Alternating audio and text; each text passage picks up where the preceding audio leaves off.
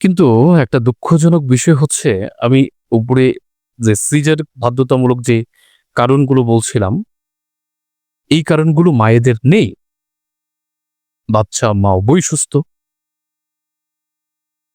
তারপর আজকাল দেখা যাচ্ছে অনেক মা আছেন যাদের শারীরিক অবস্থা ভালো। বাচ্চার অবস্থানও স্বাভাবিক, কোনো জটিলতা নেই। নরমাল ডেলিভারি হবে।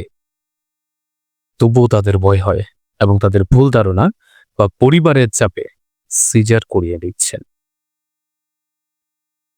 অনেক মা মনে করেন নরমাল ডেলিভারিতে হচ্ছে ব্যথা বেশি, তাই সিজার ভালো। এরকম ধারণা অনেক মায়েরা পোষণ করেন।